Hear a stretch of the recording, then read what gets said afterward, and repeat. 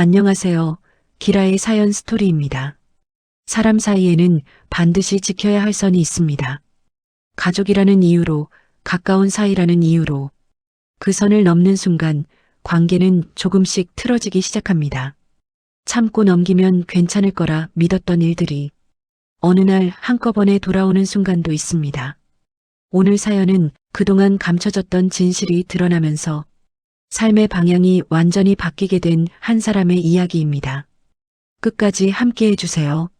정윤아는 법원 민원 대기실 의자에 앉아 번호표를 손에 쥐고 있었습니다. 작은 숫자가 손바닥에 닿아 있었지만 마음은 이미 오래전 기억들로 기울어 있었습니다. 강태문과 따로 지내기 시작한 지도 꽤 시간이 흘렀고 오늘은 그 관계를 법적으로 정리하는 날이었습니다. 대기실 안은 조용했고 간간히 번호 호출 소리만 이어졌습니다. 윤아는 무릎 위에 놓인 번호표를 바라보다가 결혼 준비 당시 장면을 떠올렸습니다. 결혼은 애초부터 반반으로 하자는 합의였습니다. 집 마련 비용도 혼수도 생활 기반도 정확히 절반씩 부담하기로 했습니다. 형식만 보면 공평해 보이는 조건이었고 윤아 역시 그 방식이 맞다고 믿었습니다. 하지만 준비 과정부터 균형은 조금씩 어긋나기 시작했습니다. 결혼 이야기가 오갈 때마다 시댁 요구가 자연스럽게 따라붙었습니다. 그 중에서도 가장 또렷하게 남아있는 건 예단 이야기였습니다. 시어머니 백정희는 아무렇지 않다는 듯 말을 던졌습니다. 신우이한테 줄 가방 하나는 해와야지. 요즘 다 그렇게. 그 말은 부탁이 아니라 조건에 가까웠습니다. 결국 윤아는 신우이 강윤아의 명품 가방을 예단으로 마련했습니다. 고맙다는 말은 들을 수 없었고 당연하다는 반응만 돌아왔습니다. 정작 윤아에게 돌아온 것은 아무것도 없었습니다. 선물도 배려도 환영받는 기색도 없었습니다. 겉만 번듯할 뿐 실속이라고 부를 만한 건 거의 없는 집안이라는 사실을 그때부터 체감하기 시작했습니다. 결혼 후에도 구조는 크게 달라지지 않았습니다. 맞벌이였지만 집안의 생활비 대부분은 윤아 수입으로 유지됐습니다. 강태문은 사업 자금 운용을 이유로 생활비 부담에서 자연스럽게 빠져 있었습니다. 그런데도 돈 이야기가 나오기만 하면 강태문의 태도는 늘 같았습니다. 연상이라는 이유로 반말을 쓰는 건 자연스러웠지만 문제는 그 안에 섞인 명령조였습니다. 내 돈으로 쓸데없는 거 또 샀네. 돈 좀 아꼈어. 남들은 재테크다 뭐다 해서 돈 모으고 하던데. 남편이 돈 주면 오히려 더 불려서 다시 남편한테 쓰라고 주던데. 돈도 모아서 남편 쓰라고 기도 팍팍 세워줘야지. 윤아가 생활을 책임지고 있다는 사실은 그 말들 속에서 전혀 존재하지 않았습니다. 지출을 관리하는 사람은 윤아였지만 통제권은 늘 태문 쪽에 있었습니다. 가족 이야기가 나오면 압박은 더 노골적이었습니다. 네 동생 지금 내 회사 다니고 있잖아. 괜히 문제 만들지 말고 조용히 해. 가족 생각해서라도 말 조심해. 도와준다는 얼굴로 던지는 말이었지만 실상은 경고였습니다. 윤아는 그 말이 가진 무게를 분명히 느끼고 있었습니다. 아이 이야기는 시댁 쪽에서 먼저 꺼냈습니다. 백정희는 못마땅한 표정으로 말을 얹곤 했습니다. 언제까지 소식 없는 거야? 며느리가 문제 있는 거 아니야? 강만수도 옆에서 한마디를 덧붙였습니다. 집안돼 있는 게 얼마나 중요한지 알잖아. 실제 문제는 강태문 쪽에 있었지만 그 사실을 입 밖에 낼 여지는 없었습니다. 윤아만 검사 일정과 결과를 감당해 왔습니다. 그때 대기실 스피커에서 안내 음성이 흘러나왔습니다. 72번 고객님, 3번 창구로 오세요. 윤아는 번호표를 다시 확인한 뒤 자리에서 몸을 옮겼습니다. 창구 앞에서 서류를 넘기고 도장을 찍는 동안 마음은 오히려 차분해졌습니다. 이 선택이 감정이 아니라 누적된 구조의 결과라는 사실이 또렷해졌습니다. 창구를 나서며 윤아는 휴대폰을 꺼냈습니다. 일 다 봤어요. 지금 갈게요. 부모는 윤아가 성격 차이로 이혼을 결정했다는 정도만 알고 있었습니다. 시댁의 요구와 압박, 돈 문제, 가족을 끌어들인 통제까지는 전혀 모르는 상태였습니다. 윤아는 이미 짐을 친정으로 옮겨둔 상태였습니다. 부부집은 공동명의였고 지분은 정확히 반반이었습니다. 지금은 강태문 혼자 그 집에 머무르고 있었습니다. 주차장으로 내려오며 휴대폰이 몇 번 더 울렸습니다. 시댁 번호였습니다. 유나는 화면을 꺼두었습니다. 차에 올라앉은 유나는 잠시 눈을 감았습니다. 반반으로 시작했던 결혼이 얼마나 불균형한 구조로 흘러왔는지 이제야 또렷하게 정리되는 기분이 들었습니다. 정윤아가 친정집 현관문을 닫고 들어왔을 때 아직 마음은 법원 복도에 남아있는 듯한 기분이었습니다. 외투를 벗어걸며 숨을 고르는 사이 휴대폰 화면이 잠시 켜졌다 꺼졌습니다. 시댁에서 걸려온 부재중 전화들이 남아있었습니다. 거실 쪽으로 걸음을 옮기며 유나는 짧게 숨을 정리했습니다. 막 끝낸 선택이 머릿속을 천천히 정리하고 있던 순간이었습니다. 그때 도어락 소리가 다시 울렸습니다. 생각보다 이른 시간에 들리는 소리에 유나는 자연스럽게 현관 쪽을 바라봤습니다. 문이 열리며 정민재가 들어왔습니다. 평소보다 표정이 굳어 있었고 발걸음에도 힘이 빠져 있었습니다. 유나는 동생을 보자마자 말을 건넸습니다. 민재야, 왜 이렇게 빨리 왔어? 무슨 일 있어? 민재는 신발을 벗으며 잠시 머뭇거리다가 고개를 들었습니다. 누나, 나 회사에서 해고됐어. 짧은 문장이었지만 공기가 단번에 가라앉았습니다. 유나의 시선이 민재에게 고정됐습니다. 뭐, 갑자기? 민재는 가방에서 휴대폰을 꺼내 메일 화면을 열어 보였습니다. 인사팀 발신 메일, 퇴직 처리 일정, 장비 반납 안내 문구가 정리돼 있었습니다. 성과 문제나 징계와 관련된 설명은 어디에도 없었습니다. 이유를 물어봤는데 내부 결정이라고만 했어. 내가 뭘 잘못했는지는 아무도 말 안 해주더라. 유나의 눈길이 메일 발송 시각에 멈췄습니다. 법원에서 나와 부모에게 메시지를 보낸 직후와 거의 겹치는 시간대였습니다. 가슴 안쪽이 서서히 조여오는 감각이 분명해졌습니다. 요즘 일에 문제 있었어? 없었어. 오히려 다음 프로젝트 얘기까지 나왔었어. 유나의 머릿속에는 자연스럽게 하나의 얼굴이 떠올랐습니다. 강태문. 가족 이야기를 꺼내며 압박하던 말투, 네 동생 내 회사에 다니고 있잖아. 라는 말이 순간적으로 겹쳐졌습니다. 유나는 잠시 생각한 뒤 차분하게 말했습니다. 메일이랑 문자, 전부 그대로 보관해. 지우지 말고. 민재는 이유를 묻지 않고 고개를 끄덕였습니다. 알겠어. 거실 한쪽에서 이명아가 두 사람을 조심스럽게 바라보고 있었습니다. 유나는 어머니에게 상황을 간단히 전했지만 마음속에서 떠오른 의심까지는 꺼내지 않았습니다.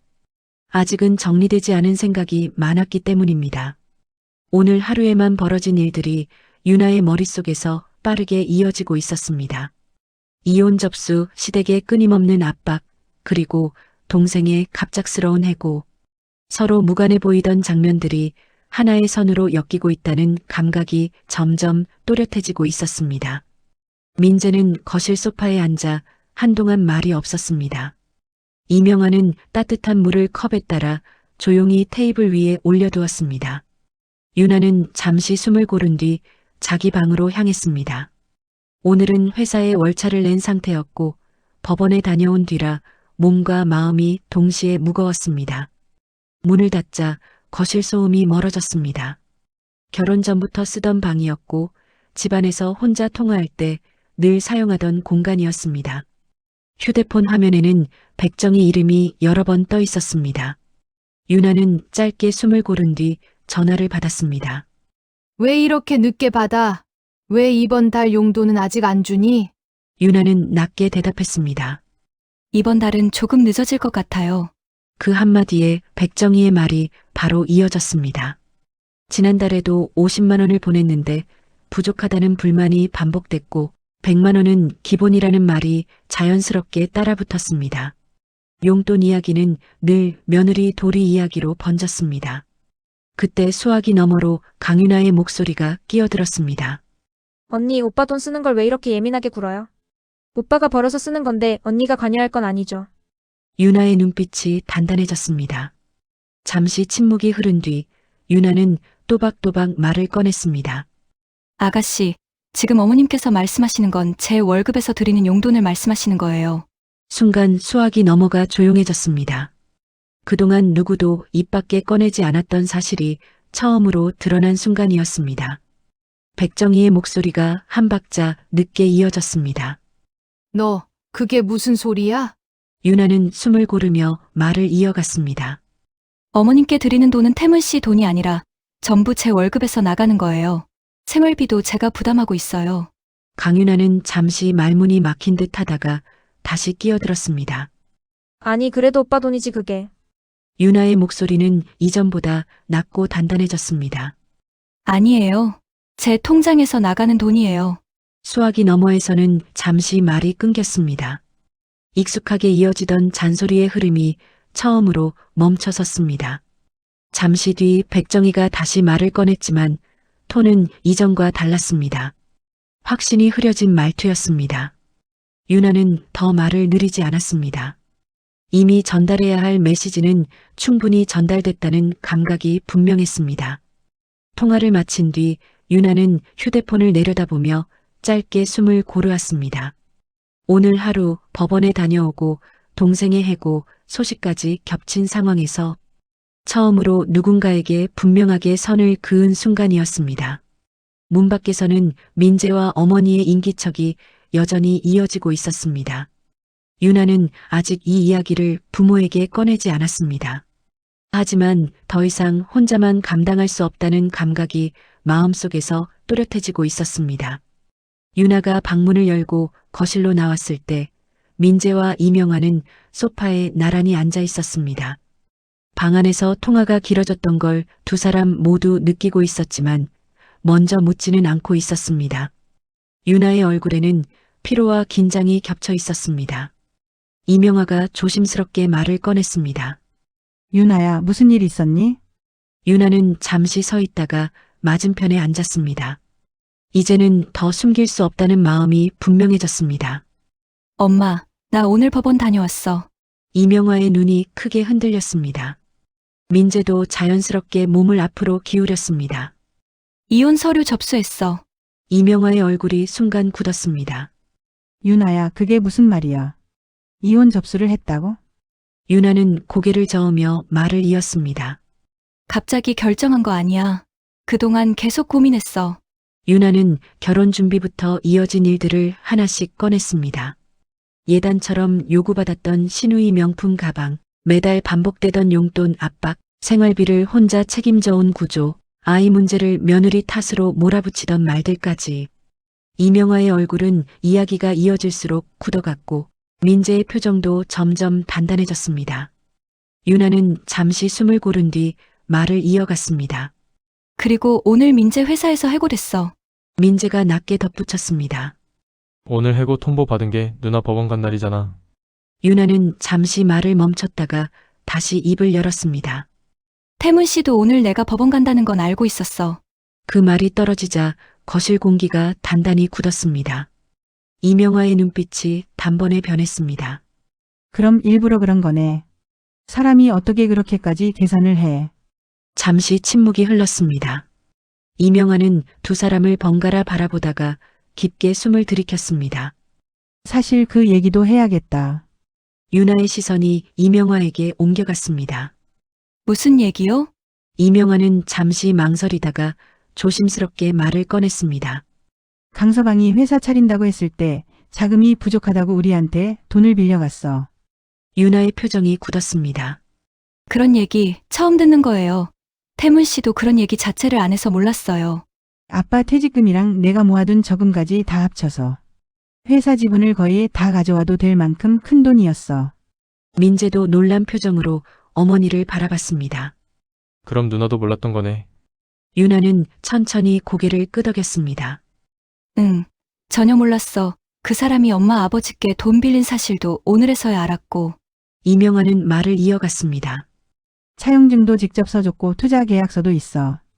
회사 매출의 일정 비율을 돌려주겠다고 약속까지 했어. 유나의 손이 천천히 굳어갔습니다. 근데 이명화의 목소리가 낮아졌습니다. 지금까지 단 한 번도 돈을 돌려받은 적이 없어. 거실 공기가 얼어붙었습니다. 민재가 낮게 말했습니다. 그래서 나 회사 들어오라고 했던 거구나. 이명아는 고개를 끄덕였습니다. 처음엔 배우는 단계라고 했지.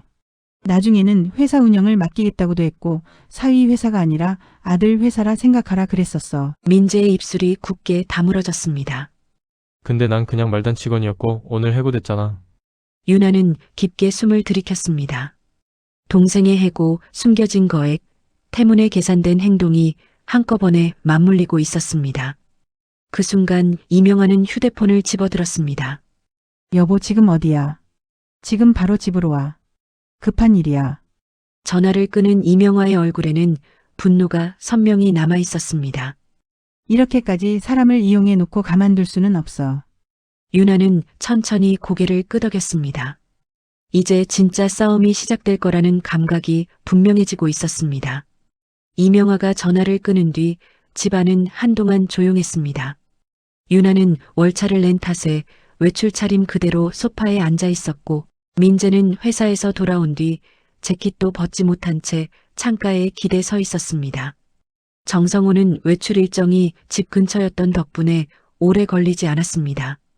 전화 통화를 한 지 1시간도 채 지나지 않아 현관문이 열렸습니다. 무슨 일이기에 밖에서 일 보는 사람 급하게 부른 거야? 정성호는 신발을 벗으며 거실 분위기를 빠르게 후쳤습니다. 근무 시간인데 두 아이가 집에 있다는 사실부터 눈에 들어왔습니다. 유나는 월차라지만 민재는 왜 집에 있니? 이명아는 잠시 남편을 바라보다가 낮게 말했습니다. 그 얘기도 같이 해야 해. 일단 들어와서 좀 앉아. 정성호는 고개를 끄덕이며 소파에 앉았습니다.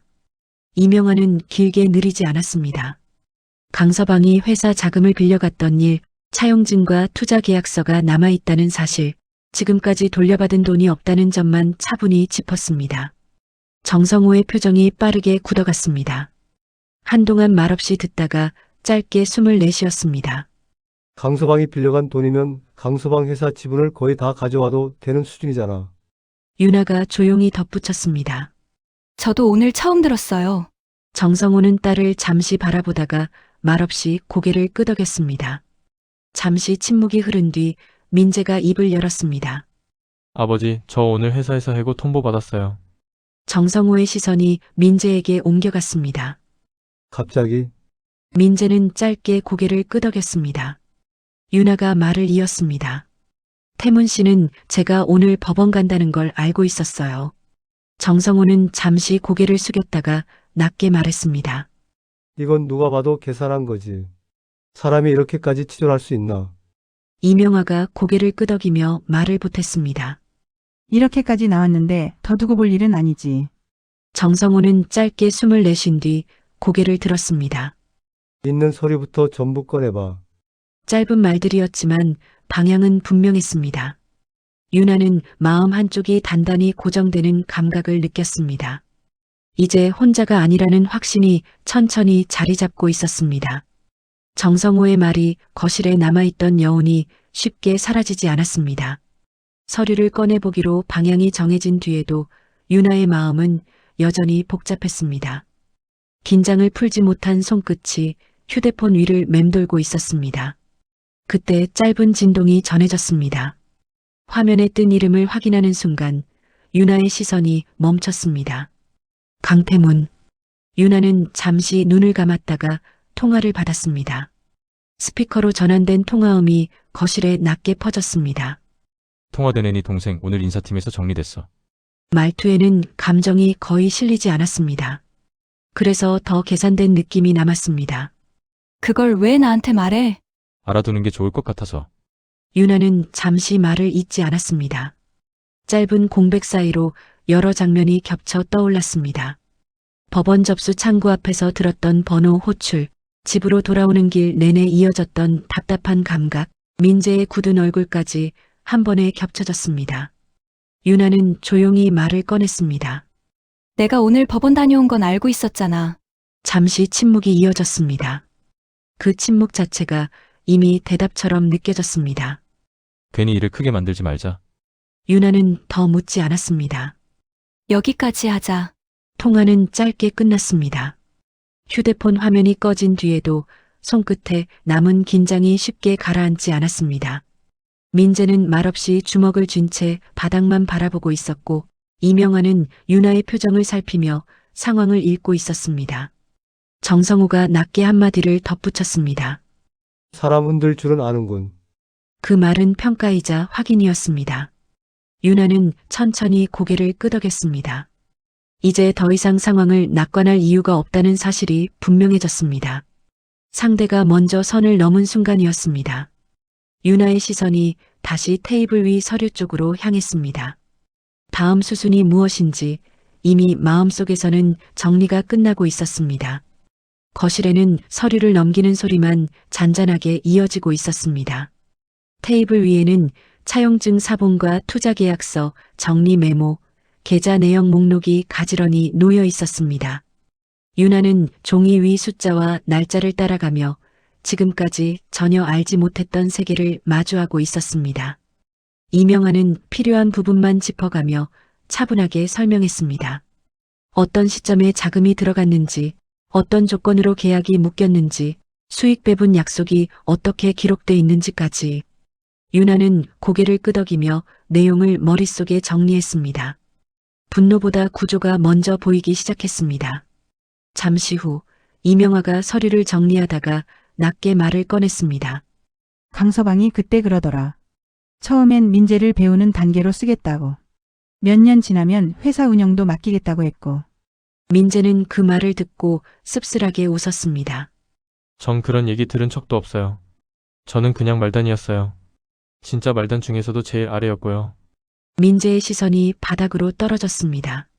서류 정리, 물건 나르는 일, 거래처 잔심부름까지 시키는 대로 다 했어요. 제가 회사에 들어간 지가 몇 년인데 여태 승진 한 번 못하고 계속 말단 직원으로 있어야 했어요. 말끝에는 억울함보다 허탈함이 더 짙게 묻어 있었습니다.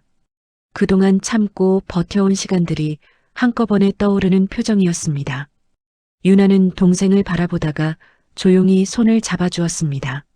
정성호는 계산기를 두드리며 다시 한번 금액을 확인했습니다. 숫자가 정리될수록 표정이 더 단단해졌습니다. 개인 간의 거래 수준이 아니지. 이명화도 고개를 끄덕였습니다. 그래서 더 늦기 전에 정리해야겠다는 생각이 들더라. 이대로 두면 더 커질 것 같아서 지금 정리해야겠다고 느꼈어. 윤아는 서류 묶음을 천천히 정리하며 입을 열었습니다. 이번엔 감정 섞지 말고 가자. 하나씩 정확하게 정리하자. 민재도 고개를 끄덕였습니다. 회사에서 받은 메일이랑 문자 다 모아둘게요. 정성호는 서류를 한데 모아 테이블 중앙에 놓았습니다. 안 되겠다. 내일 바로 상담 잡자. 윤아 내일 휴가 한 번 더 내라. 거실안 공기가 또렷하게 정리되는 느낌이 들었습니다. 윤아는 서류 더미를 바라보며 다음 수순을 그려보고 있었습니다. 이제 상대의 약점이 어디인지 점점 선명해지고 있었습니다. 다음 날 오전 윤아는 다시 휴가를 냈습니다. 정성우와 이명화, 민재까지 함께 변호사 사무실로 향했습니다. 건물 로비는 조용했고 복도 끝 상담실에는 낮은 햇빛이 스며들고 있었습니다. 윤아는 의자에 앉아 서류 봉투를 무릎 위에 올려두고 있었습니다. 차용증 사본, 투자계약서 정리본, 계좌 흐름 요약 자료, 전날 밤 가족이 다시 점검했던 자료들이었습니다. 중년의 변호사가 들어와 인사를 나눈 뒤 테이블 위에 서류를 펼쳤습니다. 서류 한 장 한 장을 넘기며 숫자와 문장을 동시에 확인했습니다. 입금 시점, 금액 규모, 계약 조건, 수익 배분 문구가 차례로 정리됐습니다. 방 안에는 종이를 넘기는 소리만 잠시 이어졌습니다. 숫자가 쌓일수록 분위기는 점점 무거워졌습니다. 잠시 뒤 변호사가 고개를 들었습니다. 이 정도면 단순 차용으로 보기 어렵습니다. 투자 계약 성격이 분명합니다. 윤아의 시선이 계약서 문구에 오래 머물렀습니다. 그동안 이해하지 못했던 문장들이 구조로 읽히기 시작했습니다. 변호사는 차분하게 설명을 이어갔습니다. 차용증의 효력 범위, 투자계약의 법적 구속력, 수익 배분 약정이 지켜지지 않았을 경우의 책임 구조까지. 이명화가 조심스럽게 물었습니다. 지금까지 돈을 한 번도 못 받은 부분도 문제로 볼 수 있나요? 변호사는 고개를 끄덕였습니다. 계약 이행 의무 위반으로 볼 여지가 큽니다. 증거가 충분하면 민사 절차를 진행할 수 있습니다. 정성호는 말없이 메모를 남기고 있었습니다. 민재는 자신이 몸담았던 회사 이름이 적힌 서류를 바라보며 생각에 잠겨 있었습니다. 유나는 잠시 망설이다가 추가로 상황을 전했습니다. 제 동생이 최근 그 회사에서 해고했습니다. 이혼 절차를 시작한 날과 겹쳤고요. 변호사의 시선이 민재 쪽으로 잠시 옮겨갔습니다. 해고 통보 자료, 근무 기록, 업무 지시 내용은 꼭 확보해 두셔야 합니다. 보복성 인사로 판단될 가능성도 있습니다. 정성호는 고개를 끄덕이며 메모를 덧붙였습니다. 상담이 이어질수록 상황의 윤곽이 또렷해졌습니다.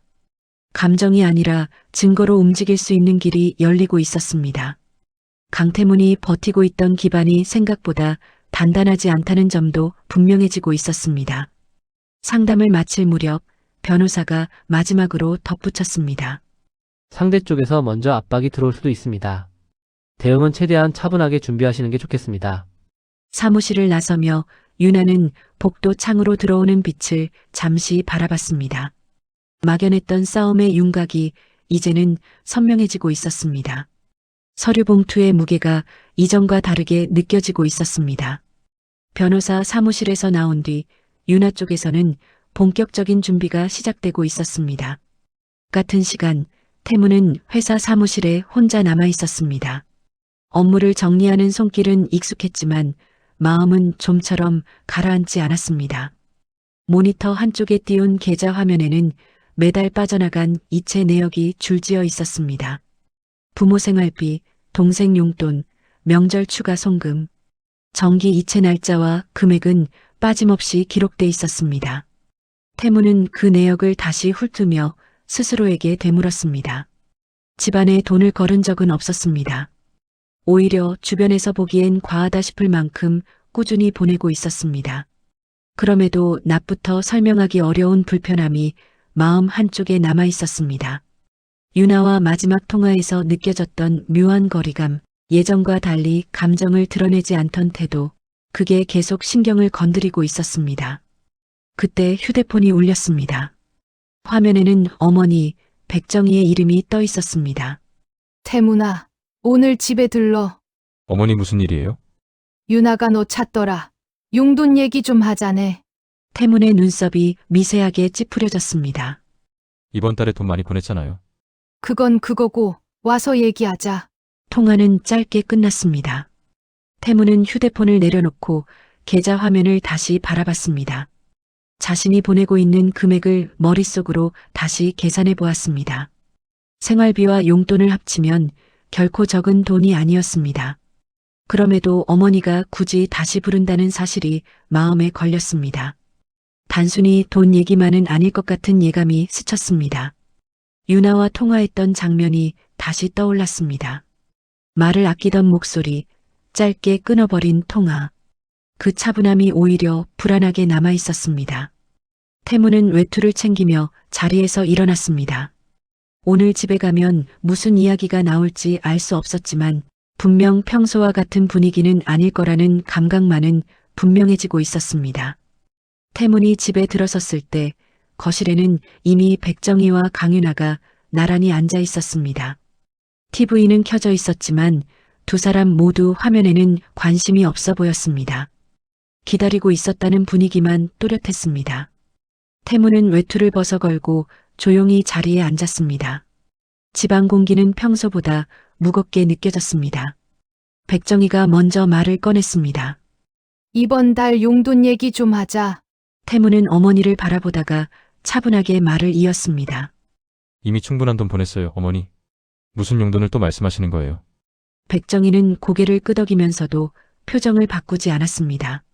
태문이 네가 보내는 건 그건 네 몫이고 며느리 쪽에서도 조금은 더 신경 써야지.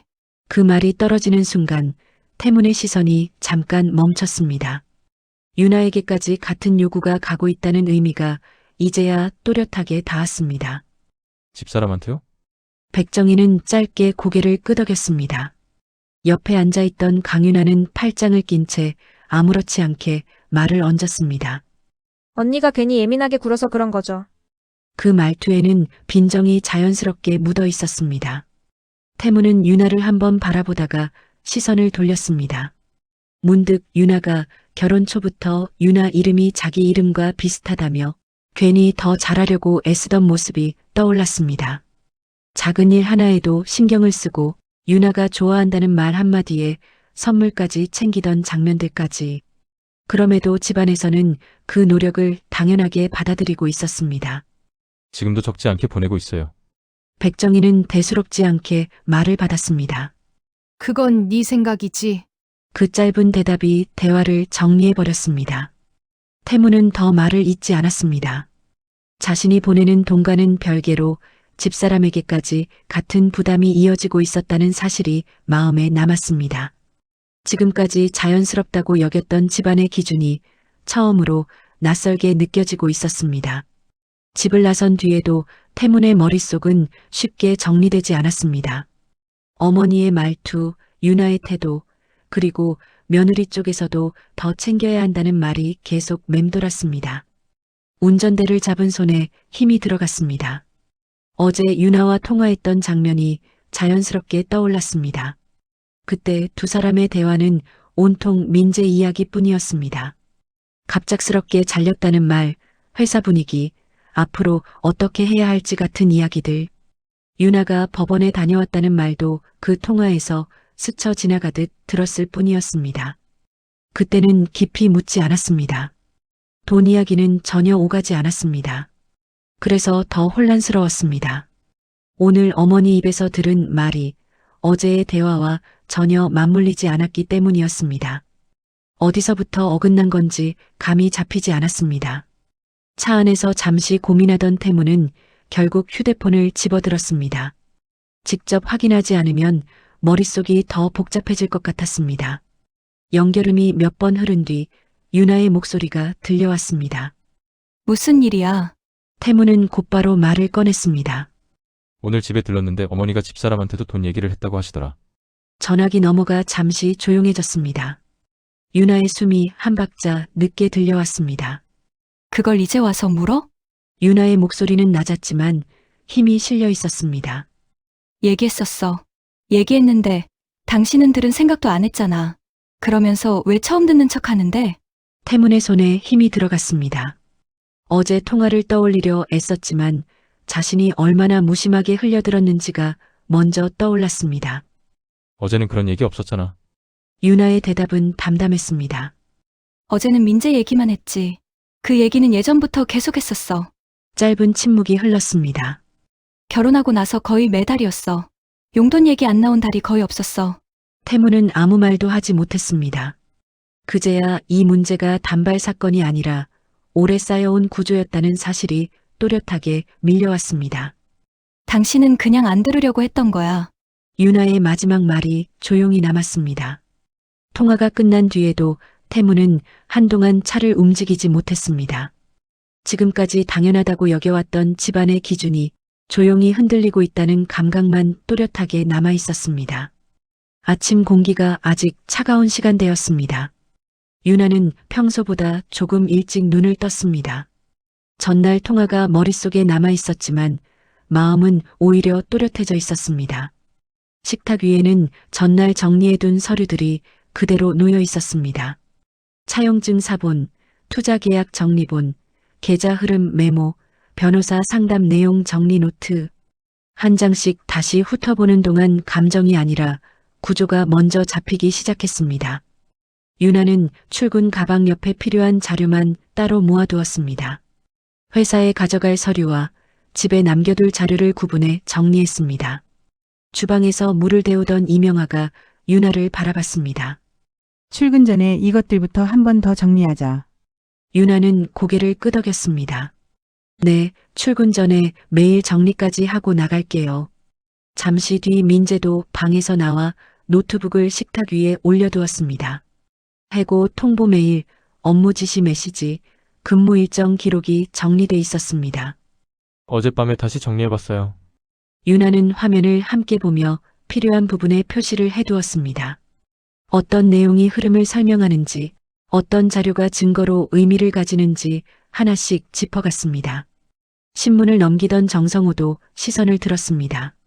상대가 먼저 흔들릴 가능성이 있어. 서두르지 말고 기록부터 단단히 챙기자. 유나는 짧게 숨을 고르며 고개를 끄덕였습니다. 제대로 잡아 놓을게요. 식탁 위에는 서류와 노트북이 나란히 놓여 있었습니다. 집안 분위기는 조용했지만 방향은 분명했습니다.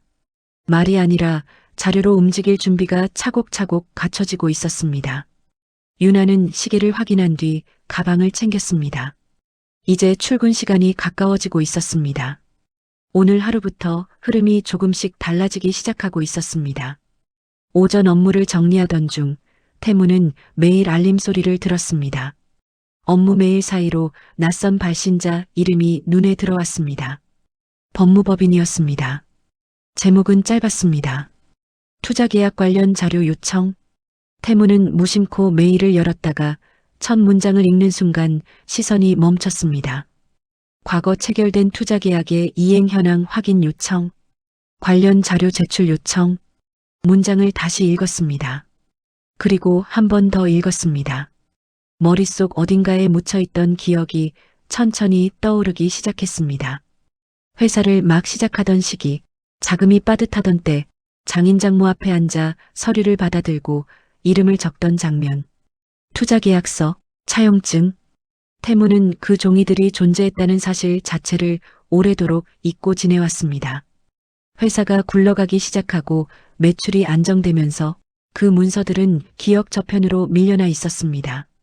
지금까지 그는 그 돈을 언젠가 정리하면 되는 일 정도로만 치부해 왔습니다. 정확한 계약 문구도, 상환 구조도, 수익 배분 약속도 다시 들여다본 적이 없었습니다. 매일 화면의 문장들이 이제 전혀 다른 무게로 다가오기 시작했습니다. 단순한 확인 요청이 아니라 잊고 있던 약속을 공식적으로 꺼내들겠다는 신호처럼 느껴졌습니다. 태무는 곧바로 사내 메신저를 열었습니다. 회계팀장과 재무담당, 총무 책임자 이름을 연달아 찍었습니다. 지금 바로 대표실로 올라오세요. 예전에 작성된 투자계약 관련 자료 전부 가져오시고요. 메시지를 보내고 나서야 태무는 의자에 등을 기댔습니다. 가슴 한쪽이 묘하게 조여오는 느낌이 들었습니다.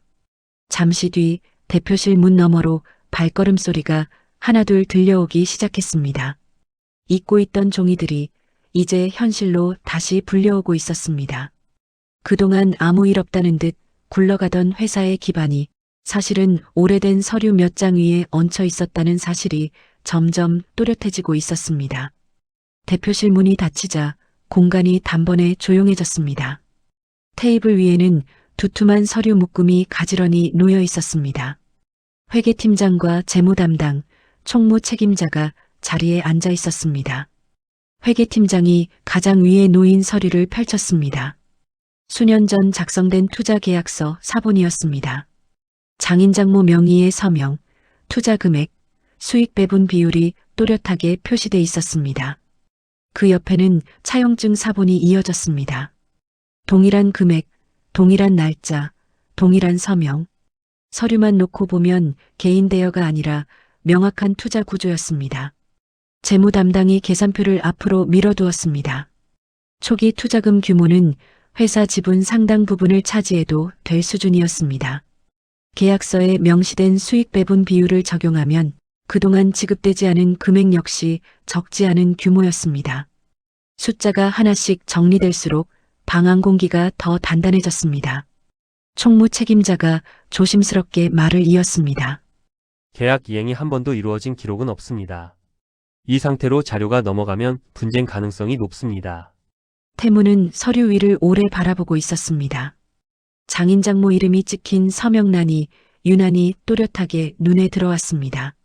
그동안 자신이 얼마나 쉽게 이 문제를 밀어두고 있었는지가 한꺼번에 밀려왔습니다. 재무 담당이 다시 말을 보탰습니다. 회사 작은 구조상 한 번에 정리하기는 부담이 큽니다.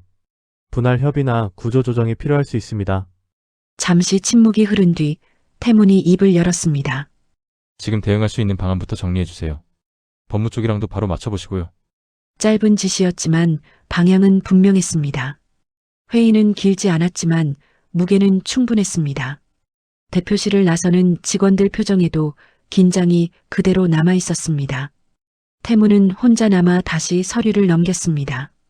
잊고 있던 종이 몇 장이 이제 회사의 균형을 통째로 흔들 수 있는 힘을 가지고 있다는 사실이 분명해지고 있었습니다.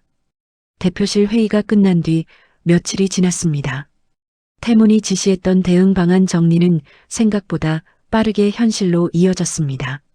투자자 측 법무 대응이 공식적으로 시작되었고 계약 이행 요구서와 자료 제출 요청이 순차적으로 전달되었습니다.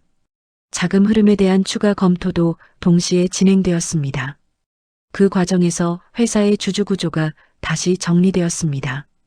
초기 투자 비중이 명확하게 드러나면서 실질적인 의결권 구도가 달라지고 있었습니다. 결국 임시 이사회 소집 공지가 내려왔습니다. 회의실 테이블 위에는 투자 계약서, 차용증, 자금 흐름표, 주주 명부 변경 문서가 나란히 놓여 있었습니다.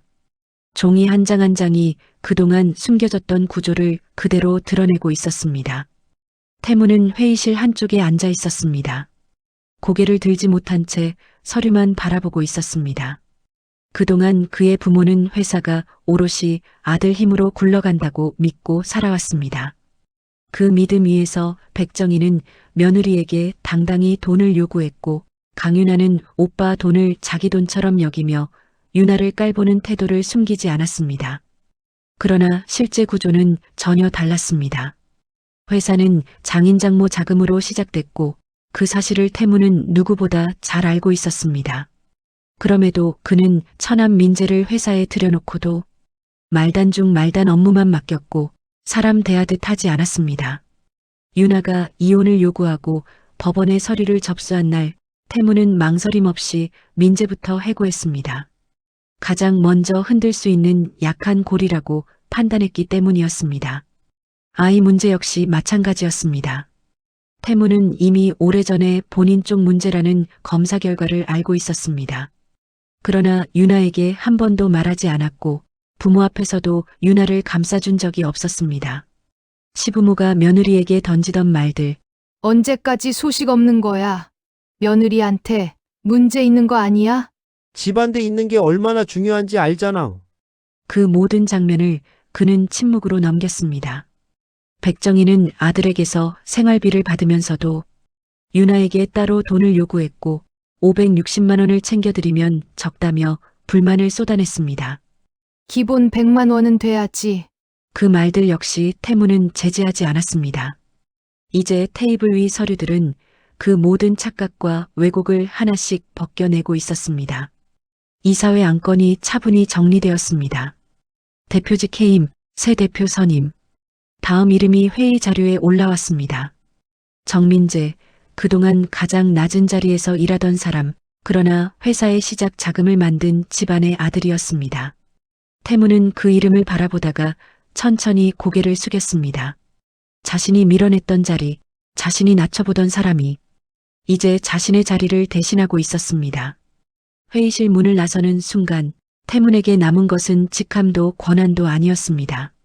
스스로 쌓아 올린 선택들이 되돌아온 결과뿐이었습니다. 같은 시각 윤아 쪽에서는 절차가 차분하게 이어지고 있었습니다.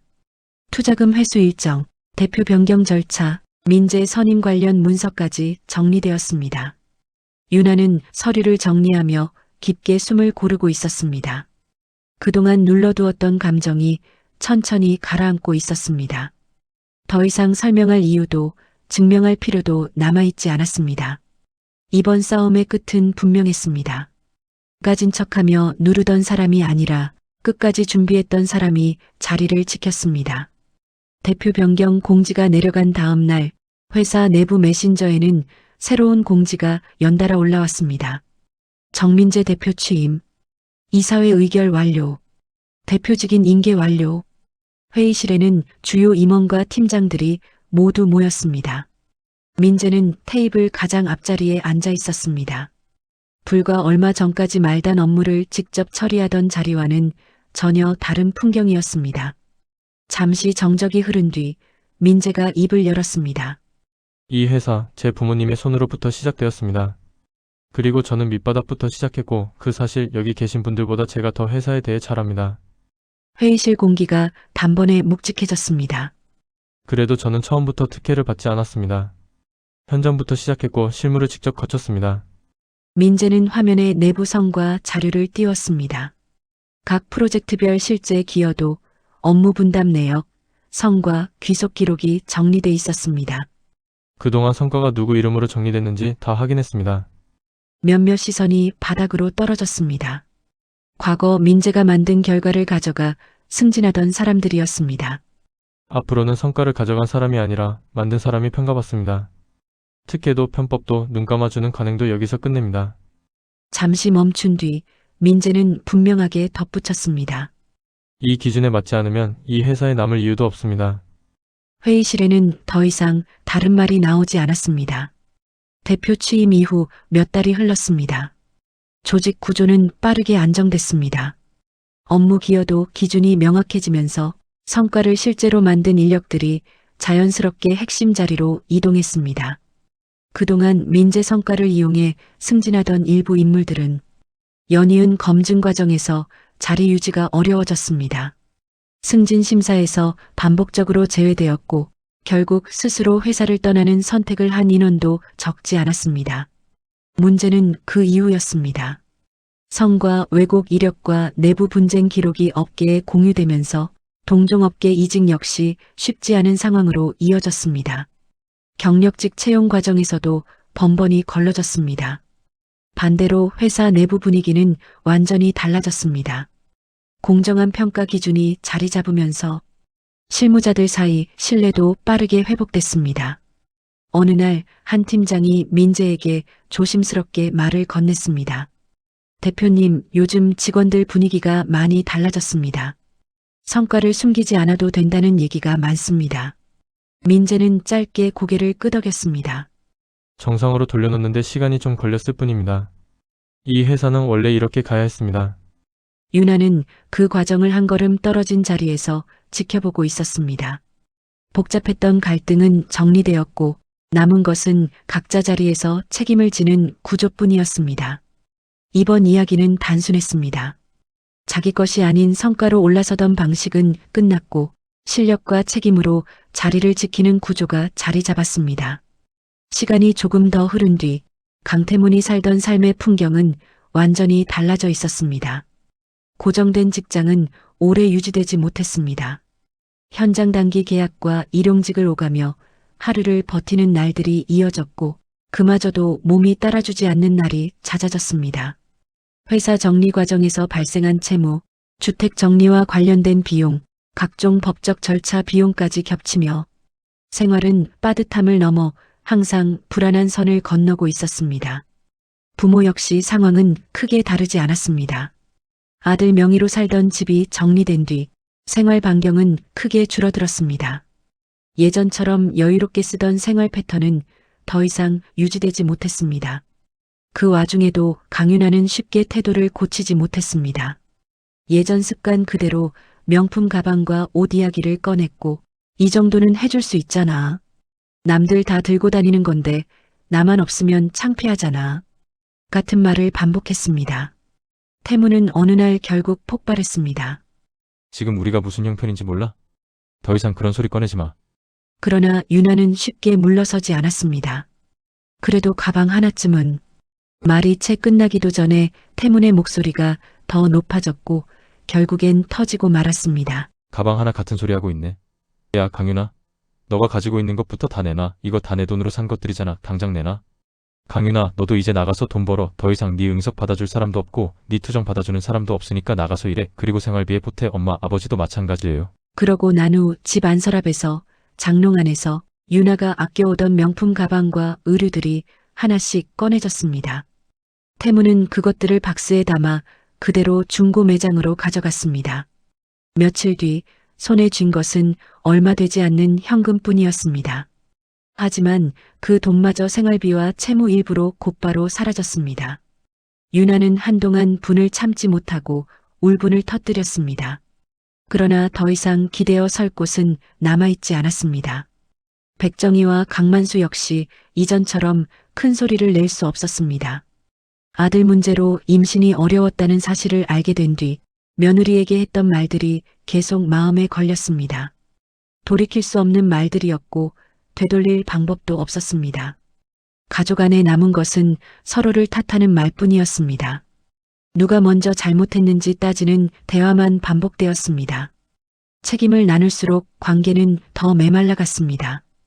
과거에 누리던 편안함과 우월감은 이미 사라졌습니다. 남은 것은 빚과 불안, 그리고 끝나지 않는 후회뿐이었습니다. 누군가는 자리를 되찾아 앞으로 나아갔고 누군가는 과거 방식에 묶여 한 발짝도 벗어나지 못하고 있었습니다. 선택의 결과는 결국 각자의 삶 위에 그대로 남아 있었습니다. 초여름 햇빛이 거실 창으로 부드럽게 들어오고 있었습니다. 유나의 부모님 집에는 오랜만에 여유로운 공기가 흐르고 있었습니다. 식탁 위에는 명화가 정성껏 준비한 음식들이 가지런히 놓여 있었습니다. 유나는 창가 쪽에 앉아 따뜻한 햇살을 받으며 차를 들고 있었습니다. 예전처럼 마음을 조이지 않아도 되는 시간이라는 사실이 자연스럽게 느껴졌습니다. 민재는 휴대폰 화면을 내려놓으며 웃음을 지었습니다. 거래처 쪽에서 다음 분기 계약 먼저 얘기하자고 연락 왔어요. 대표 바뀐 뒤로 회사 신뢰도가 많이 올라갔다. 아버지 정성우가 고개를 끄덕이며 답했습니다. 시장이 보는 눈은 정확하지. 민재는 잠시 숨을 고른 뒤 말을 이었습니다. 그래서 아버지랑 어머니를 정식 임원으로 모시고 싶어요. 재무랑 내부 운영 쪽은 두 분이 맡아주시는 게 훨씬 안정적이에요. 명화는 놀란 듯 웃었습니다. 우리가 회사 일까지 하게 될 줄은 몰랐네. 두 분이서 도와주시는 것만으로도 회사 운영에 더 큰 힘이 되는걸요. 유나는 그 모습을 바라보다가 자연스럽게 말을 보탰습니다. 회사 이야기할 때 얼굴이 달라졌어. 민재야. 전에는 늘 긴장돼 있었잖아. 민재는 짧게 웃었습니다. 이제는 책임감이 더 크지, 누나. 그래도 방향은 분명해서 마음은 편해. 성우가 잔을 내려놓으며 조용히 덧붙였습니다. 사람 쓰는 구조가 바로 서면 회사는 오래 간다. 민재는 고개를 끄덕였습니다. 성과 기준도 정리가 되었고 남의 노력과 결과를 가져가던 구조는 완전히 끊어버렸어요. 남의 성과를 이젠 가르치지 못하게 만들었어요. 유나는 그 말을 들으며 작게 숨을 내쉬었습니다. 그동안 쌓였던 답답함이 조금씩 풀려나가는 감각이 전해졌습니다. 잠시 후 명화가 유나를 바라보며 웃었습니다. 너 표정 많이 편해졌다. 우리 모두가 웃을 수 있어서 너무 좋다. 우리 더욱 행복한 가족이 되고 유나는 민재 잘 보살펴주고 민재도 누나 잘 대해줘야 한다.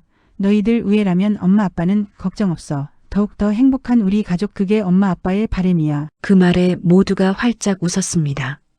창밖 햇빛이 거실 바닥 위로 길게 내려오고 있었습니다. 누군가는 여전히 과거에 붙잡혀 있었고 이 가족은 자기 자리에서 앞으로 나아가고 있었습니다.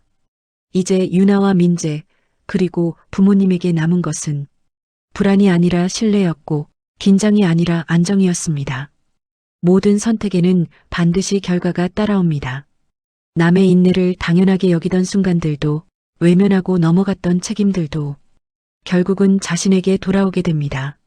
오늘 사연이 비슷한 상황에서 고민하고 계신 분들께 작은 기준이 되고 스스로를 지키는 힘이 되었으면 합니다. 다음 이야기에서도 진솔한 사연으로 찾아뵙겠습니다. 지금까지 기라의 사연 스토리였습니다. 감사합니다. 오늘도 저희 채널에 찾아와 주셔서 진심으로 감사의 인사드리겠습니다.